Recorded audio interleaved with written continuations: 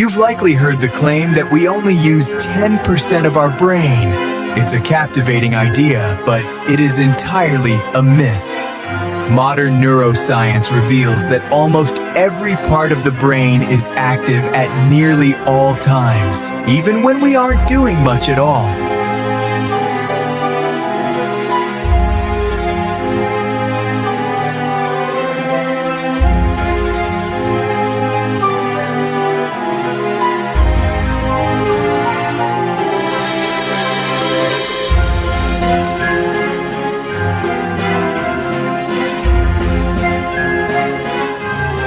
By the 1930s, self-help ads in newspapers turned a simple misinterpretation into a legendary scientific falsehood that persists today.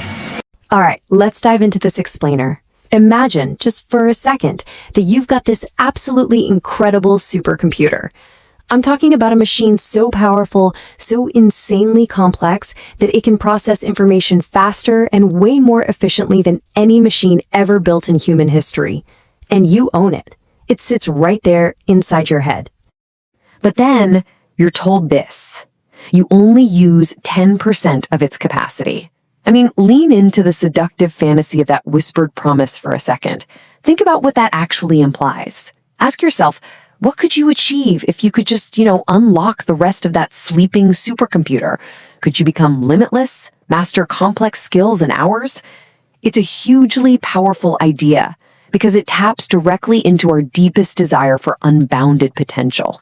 And because that fantasy is just so appealing, we're literally bombarded with it.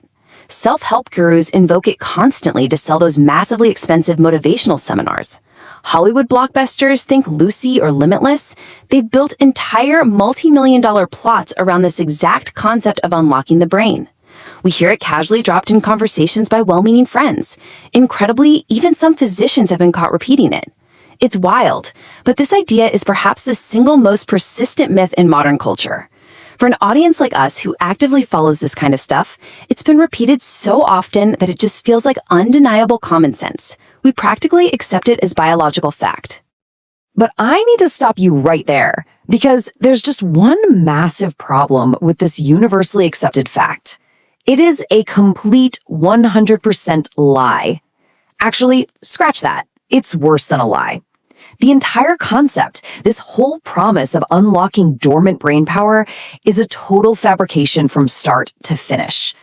Section 2, the real science of brains, what modern technology actually reveals. When we look at modern imaging technologies like MRI and PET scans, they completely shatter the illusion. The reality, active brain regions sit at a solid 100%. There are absolutely no dormant areas of the brain. Every single region has a dedicated function. We already use 100% of what we have.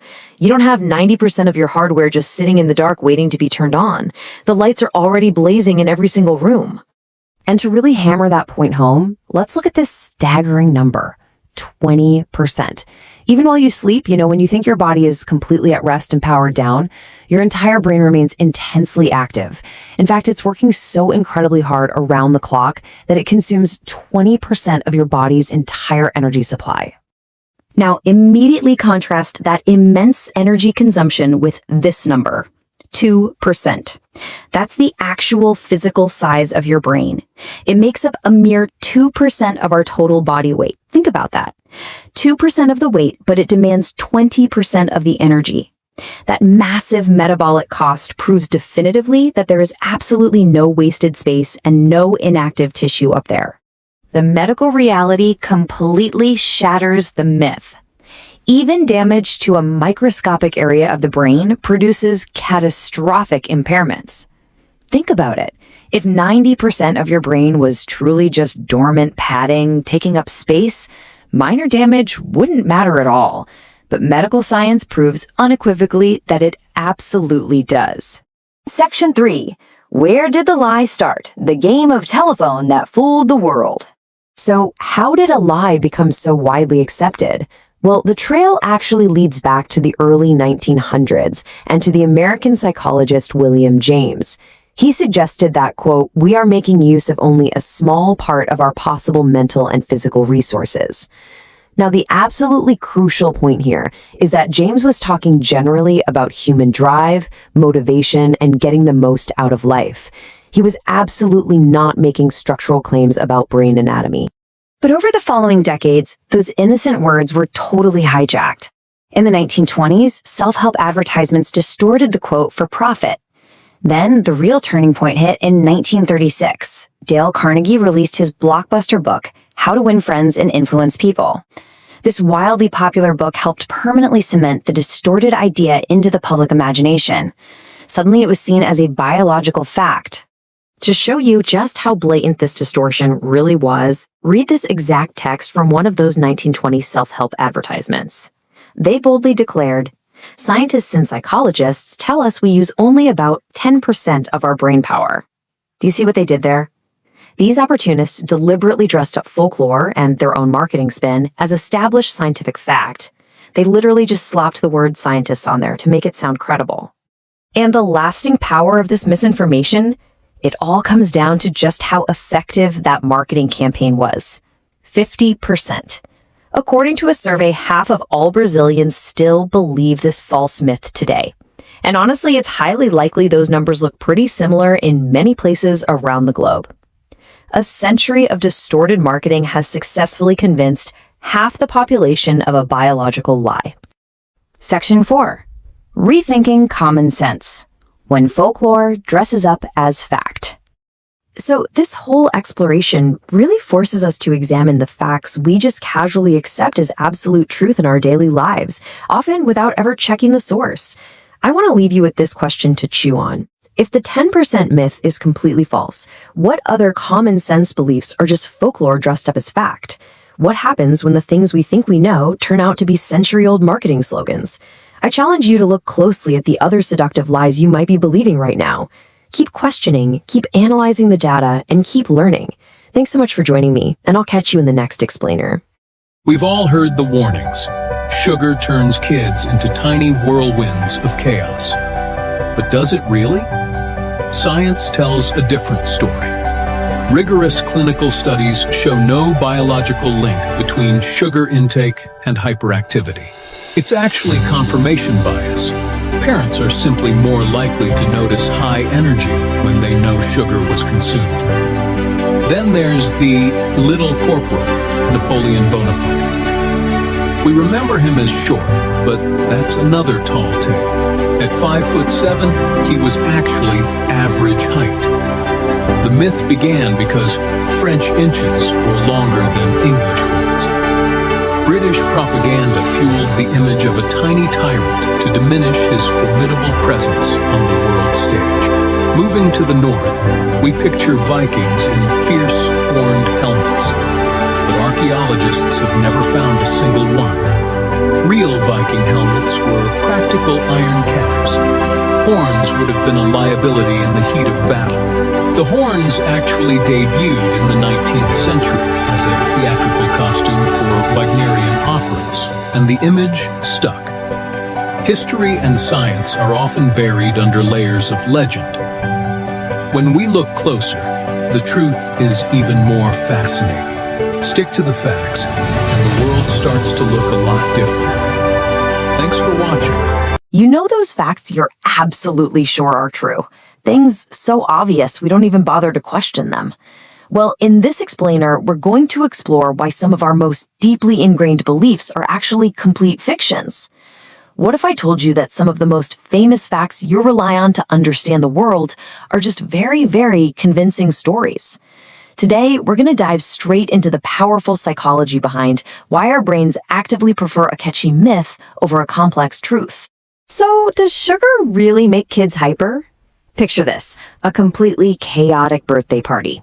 Parents are frantically trying to keep their kids away from the cake before bedtime, totally assuming that sugar is going to make them bounce off the walls. I mean, it's a deeply ingrained belief that entire modern parenting strategies are built around, right? The association just feels incredibly obvious. You hand a child a cupcake, and suddenly they're swinging from the curtains. Simple cause and effect. But actually, scratch that. Here's the rug pull. When you look at well-regarded, highly controlled studies from 1994 and 1995, the conclusion is crystal clear.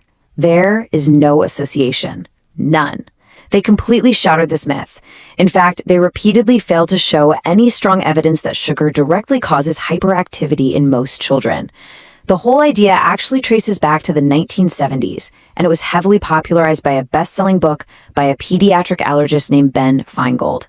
He argued, with very little evidence by the way, that food additives and sugar were linked to excitable behavior. Section 1. Deconstructing the illusion.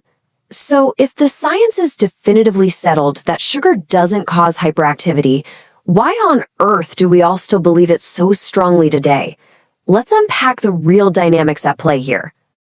Let's completely deconstruct the anatomy of that birthday party. Think about exactly when kids consume the most sugar. It's at holidays, family reunions, and wild parties, right? These are precisely the moments when children are already completely overstimulated.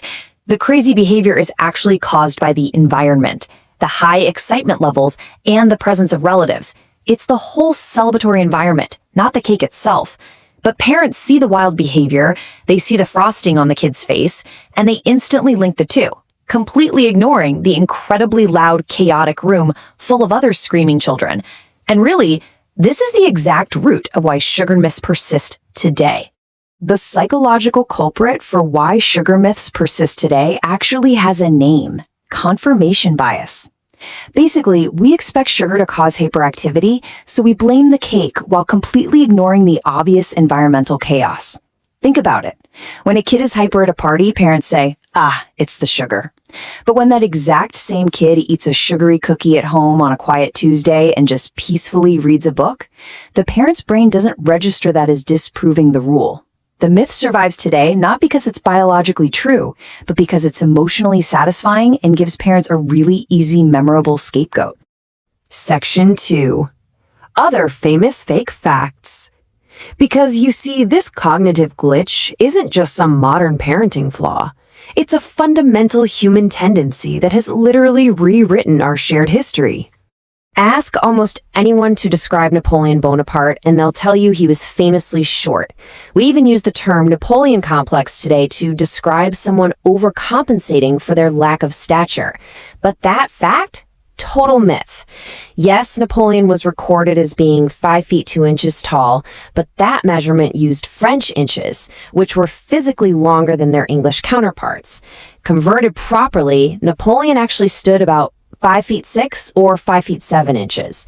That was totally average or even slightly above average for a Frenchman of his era. So where did the whole short story even come from? Well, the myth of his shortness was actually weaponized propaganda by a British cartoonist named James Gilray. During the bitter wars between Britain and France, Gilray just started pumping out these savage caricatures depicting Napoleon as a tiny, childish figure throwing tantrums, and he famously nicknamed him Little Boney. This weaponized propaganda was so incredibly effective that it reshaped history. It's crazy proof of how a savage caricature can completely rewrite our historical memory of one of the most consequential figures in European history. Or similarly, let's look at the Viking helmet myth. The image of the fierce Norse raider wearing a horned helmet is pretty much inseparable from our idea of the Viking Age. Yet archaeological evidence tells us something entirely different. No Viking helmet with horns has ever been found. I mean, think about it. They would be terribly impractical in combat. They'd be so easy for an opponent to grab or just get caught on a swinging sword. Instead, it was purely a 19th century theater invention. The first illustration popped up around 1825 in Frithiof's Saga, and then it was wildly popularized in the 1870s by Richard Wagner's massive opera cycle, Der Ring des Nibelungen. Section 3. Why simple stories survive. The really crucial point here is figuring out what the sugar rush, the short emperor, and the horned Viking all actually have in common. Why do these specific fictions outlast the facts? Let's break down the psychology. Why do our brains prefer fiction? It's simple. These myths persist and outlive reality because they offer simple, compelling, and dramatic narratives that our brains just vastly prefer over complex truths. The idea that a single ingredient like sugar causes bad behavior is a much simpler story than trying to analyze a child's psychological overstimulation. A tiny, angry emperor is far more dramatic and memorable than a regular-sized military strategist. And a horned helmet? Well, that's just way more visually striking than a plain leather cap. Our brains are hardwired for compelling stories, not dry, nuanced facts. As we wrap up this explainer, I want to leave you with a provocative question to challenge your own biases the next time a fact feels just a little too perfectly satisfying. How do we actually separate fact from fiction in an age of total information overload? These myths tell us so much about ourselves, and exactly why sugar myths persist today shows us how easily we're seduced by a good story. So ask yourself, are you seeing the truth, or are you just looking at the birthday cake and ignoring the chaotic party? Keep questioning those simple narratives. In the digital age, information travels faster than ever before. It spans the globe in an instant, shaping our collective reality. But beneath the surface, our own cognitive biases can make us vulnerable to the viral spread of misinformation. Take the fame of vitamin C. Driven by the influence of charismatic figures, it became a global health icon for the common cold. Yet, modern clinical trials now show that for most people, megadoses don't quite live up to the monumental myth. Even the legendary strength of spinach was born from a simple misunderstanding, a misplaced decimal point in a 19th century study. Science isn't static. It's a process of constant self-correction, refining what we know to reveal the objective truth. From the depths of ancient archives to the farthest reaches of space, the pursuit of knowledge requires both wonder and skepticism. It is the bridge that connects our history to a future built on evidence rather than empty claims. In a world flooded with noise, the signal of scientific truth remains our most powerful and enduring light. Stay curious. Question the narrative, because knowledge is the ultimate dawn of understanding. Welcome to this explainer. Today we're looking at one of the most fascinating and, frankly, kind of jarring paradoxes of the modern world.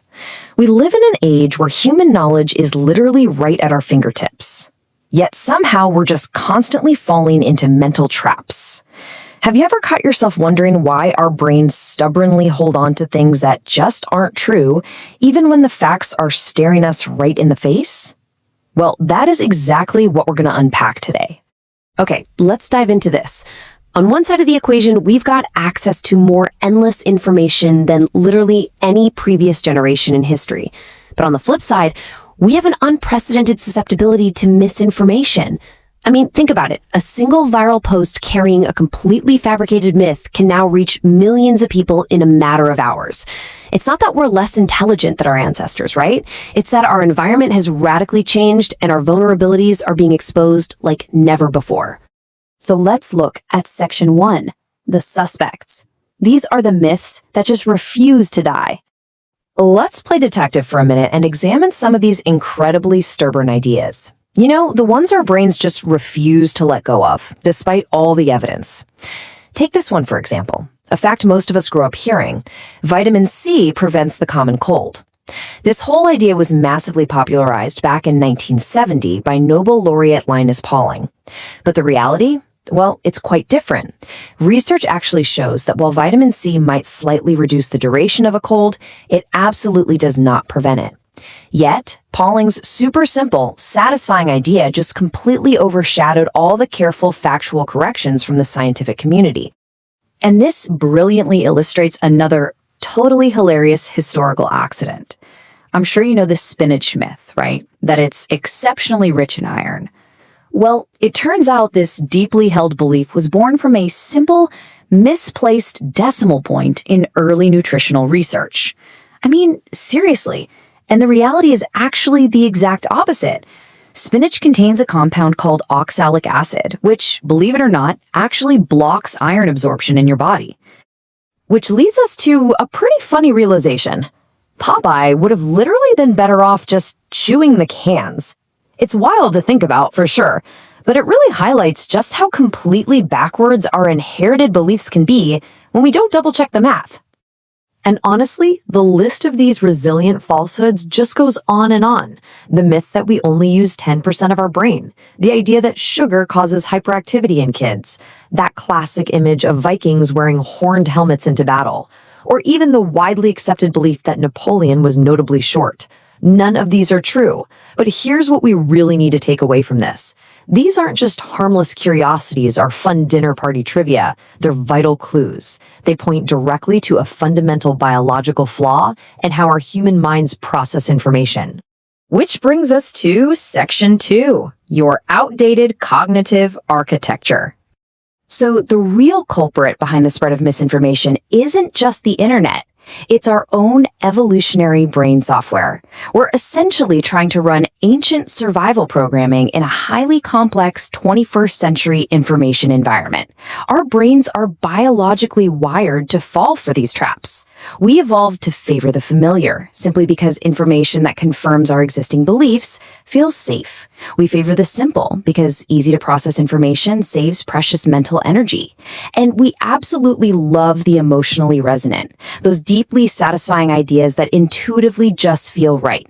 Myths trap our brains because they exploit these exact evolutionary traits with devastating efficiency. Let's move to the next point and see how this builds into a highly dangerous 3-step pipeline. Step 1, an idea resonates with us emotionally or feels familiar. Step 2, and honestly, this is the tragic part.